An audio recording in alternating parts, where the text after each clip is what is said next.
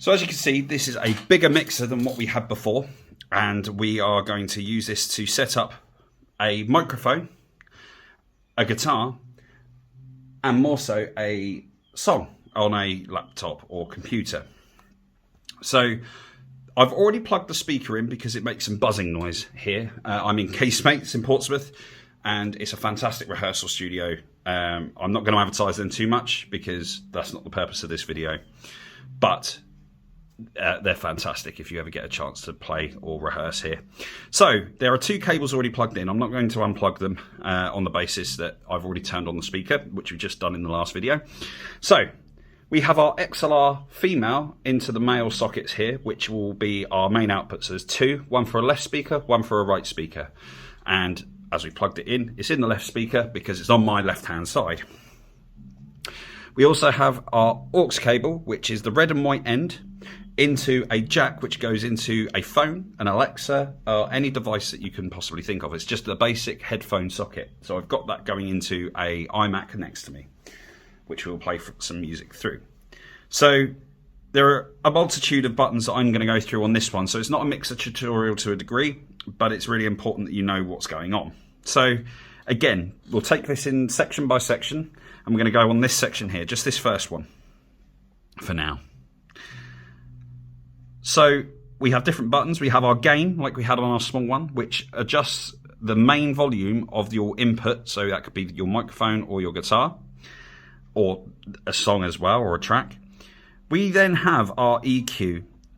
So we have our top, we have our middles, and we have our bass. So again, that adjusts the level of how much you put through. So if you want something, if you're playing, for instance, R&B, dubstep, anything like that, you'll put the bass up. Of course you will. So that's basically what you think of. Then we have our auxiliaries. So our auxiliaries, what that does is if you have what we call a stage monitor on the front of stage, so you can hear yourself. Say it's a big stage, for instance, you'd like to hear yourself because, you know, it helps with, you don't overpower your voice and things like that, which I'm sure it comes up in the vocal videos for Bognaphenia, which there are plenty of. So check them out. A little harmless plug there. So that you can actually assign to a speaker. So say you've got three, one for a drummer, one for yourself, and one for the bassist, for instance.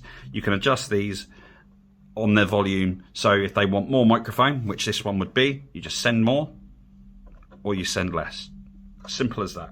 Pan. So I didn't actually address this in the mixer video when I should have, but this is a handy tool. So sometimes, again, this may come up in other situations or in other videos. You get feedback. So if you stand in front of a speaker with a microphone, you get that really high-pitched squeak sometimes. That's because the gain's too high or the volume's too high and the speaker can't deal with it. So what happens is if you're stood on the left-hand side of the stage and there are speakers near you, or it could interfere, you actually pan it to the right, or pan it to the left if you're on the other side, or keep it center if you're in the middle. That way you don't get that awful squeak or anything horrible going on stage. Also, it helps with drums or stereo. So stereo is 2 channels of sound. Most songs are recorded in stereo. So it's easy to go left, right, and then we've got 2 channels that are left and right. And it's also handy for the overheads, like I spoke about in a previous video with microphones, where you've got 2 microphones over a drum kit, one on the left-hand side, one on the right-hand side. You do exactly the same. One on the left, you put to the left. The one on the right, you put to the right. So I'm going to put that back to center just to reset the desk. So we're going to deal with the audio from a computer. So what would normally happen is everything is flat, everything is down. And I'm on the wrong channel there, we're on this channel. So everything is down. We don't need anything to monitors, so that's all down, and we don't need pan, and that's it. So on the right hand side here, we've got different faders. So faders are exactly what they do. They just fade up and down, or in and out. We have our master, which controls all of these. So we're going to put that up to 0, because that is where you ideally want to be. Then we're going to put in the pre-fade listen, or in some it would be the solo button. It depends on the mixer, but in this case it is the pre-fade listen. And what that does is it enables you to play a track before it's even started, so you won't hear it through,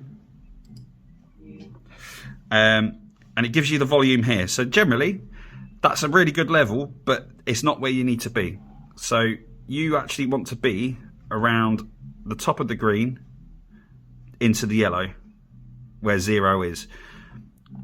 That is ideal for all your instruments, because then you fine tune with the volume, which would be here. But it's flat at the moment, so we're going to bring the EQ up to make it sound how it should. But I'm going to start this track right at the beginning. For copyright reasons, I'm using one of my own, because obviously it's YouTube and we don't want a copyright strike. So I'm going to just turn it down a little bit. So the waves are high end, so we want to bring that up a bit so you can hear the waves. Now obviously at the moment it sounds very tinny, so we're going to bring in the middle range.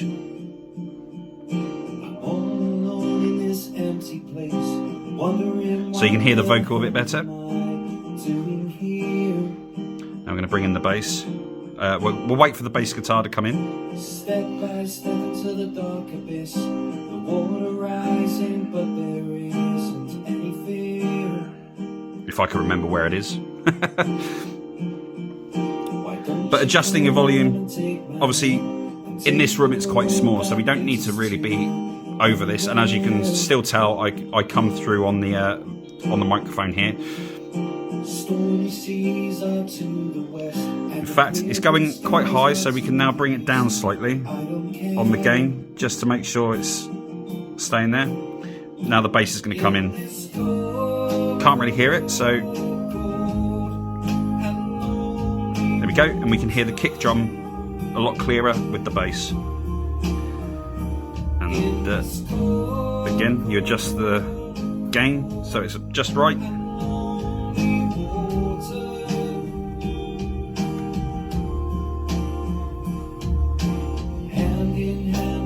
And there we go. That is the basic setup of that.